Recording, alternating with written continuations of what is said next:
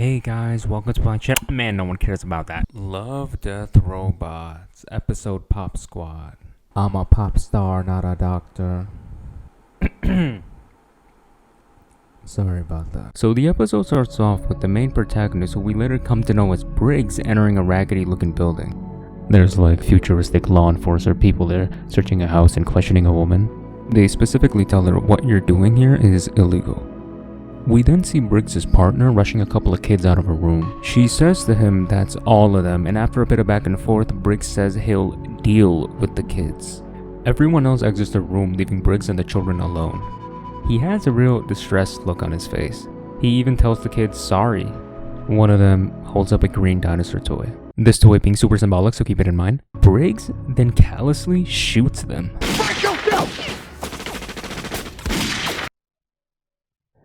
This scene was supposed to be really shocking and emotional. I just ruined it, didn't I?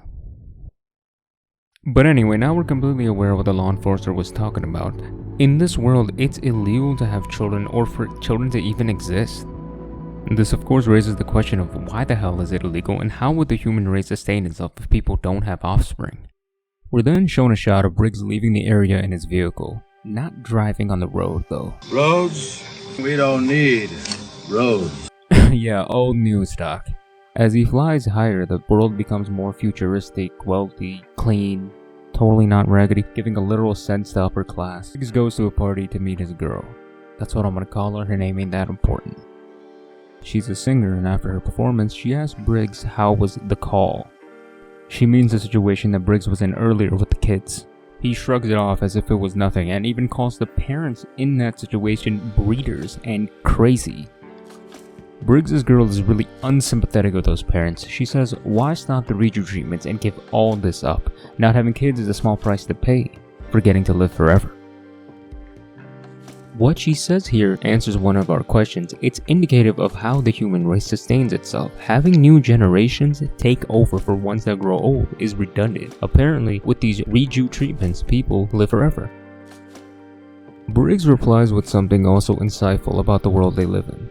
He says, well, we can't keep letting people into this party if no one leaves. What happens when too many people are at a party? It'd be crowded and hectic, right? Maybe in this world, where people don't naturally reach or die of old age, also assuming that because this is the future, most fatal illnesses such as heart disease and cancers have been cured, the death rate became slim to none. And due to that, the world was becoming overpopulated, giving reasons for the government to control population levels, thus outlawing having children. I suppose that's when people like Briggs came in, who arrest people having kids and, pop the kids themselves.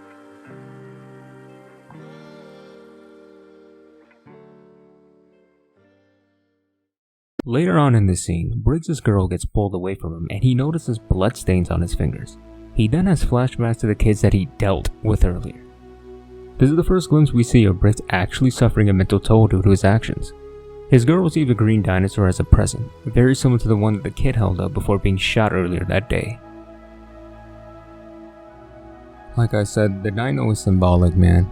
It not only represents the situation Briggs was in earlier, I think it also represents the fact that in this world, children are going extinct like the dinosaurs did. Dinosaurs! Maybe in this moment, Briggs realized he's contributing to the extinction of children. You okay? Fast forwarding to the next scene, we get to see this reju treatment in action. Reju must be a slang term for rejuvenation. We actually see Briggs' girl become visually younger, her blemishes and wrinkles vanish. This actually exists in real life and may be common in the future. There are studies where scientists were able to slow down and even reverse the aging in mice. On the way back, when Briggs is dropping his girl home, she tries to, get fresh with him in the car. However, Briggs totally curves that hoe, as they say, especially after seeing the green dinosaur toy in the back seat. This represents the fact that whatever the dinosaur symbolizes is weighing on his mind heavily. I can't sleep, I can't eat. Well, I can eat. And then when I eat, I get kind of sleepy. No, but Briggs is rather upset about the whole thing. In the next scene, Briggs just got done with another call. This one goes a little sideways though. Someone comes out of a building nearby and calls him a child killer and monster. This seems to visually disturb him. The guy takes a gun from a nearby law enforcer and points it at Briggs. However, Briggs doesn't get out of the way or even flinches that much. He stays still. The bullet grazes him and the guy who took the shot is killed by the police. I think the internal battle Briggs is going through convinced him that perhaps he deserves to die. Imagine having a job where you literally pop innocent kids. Imagine the emotional and psychological toll. Speaking of said tolls, Briggs then has a bit of a meltdown in his car, constantly having flashbacks of the child with the dinosaur toy. He picks up the one in his back seat and finds a tag indicating where it came from. He then makes his way there and looks around. He spots a woman buying something and tails her home. He then makes his way inside of her home, where of course a child is present. However, he doesn't interrogate her, nor calls for backup. He just asks to sit down with her and talk. He asks why people like her do this. She replies with that she's not so obsessed with herself that she just wants to live forever. She says she's been alive for hundreds of years, and she's seen too much, and that everything is so new and refreshing in her daughter's eyes, that they're full of life and not emotionless and dead. Like Briggs.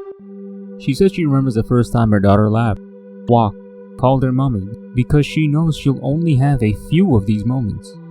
This makes me think that yes, humans can live forever. Even in our world, it'll be possible in the future. But should we? What would be the psychological implications of that? I think if you knew you can live forever, that may kill your ambition. Your drive to prosper, change, experience the world would be reduced. You may just sit around and say, I'm literally going to live forever. I'll do everything there is to do eventually anyway. There's no time limit forcing you to move. There's nothing forcing you to live and take advantage of life while you can. But the things you do actually come to do, you may find less value in. Because again, you'll live forever. Odds are you'll experience whatever this is again. You know, if we weren't gonna live forever, I'd marry you. If you lived for hundreds of years, not much will seem new to you anymore. Just like the woman said to Briggs, you would see too much. Curiosity is a vital part of life. Imagine a life where you lived and gained so much experience, nothing really surprises you and stimulates your curiosity. You'd be going through the motions of life, but would be kind of dead inside.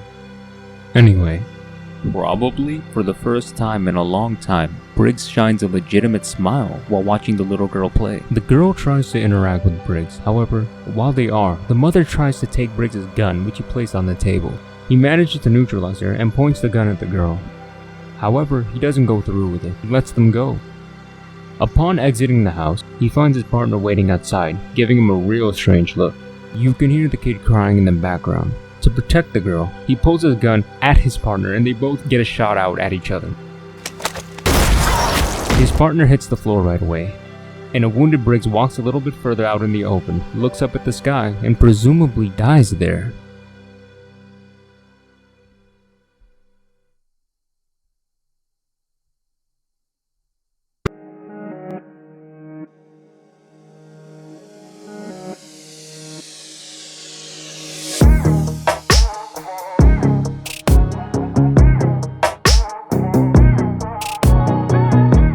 My final thoughts about Pop Squad and the ending. I think after the incident, which involved Briggs not moving out of the way of a bullet and his subsequent panic attack in his car, he wasn't satisfied with the idea of simply dying for what he did anymore. I believe he wanted redemption. That's why he went on this search. By sacrificing himself to protect a child, he got his redemption and probably died with a peace of mind. Also, about the sky imagery at the end, it could simply be symbolic of Briggs passing away. However, it could also represent the life Briggs gave up. The people we've seen, who get reju treatments and live forever that is, literally live in the fucking sky.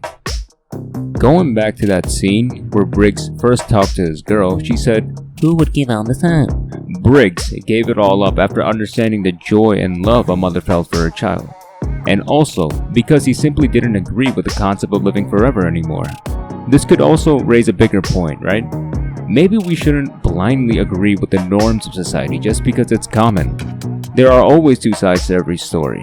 We should learn to try to understand both sides, like Briggs did.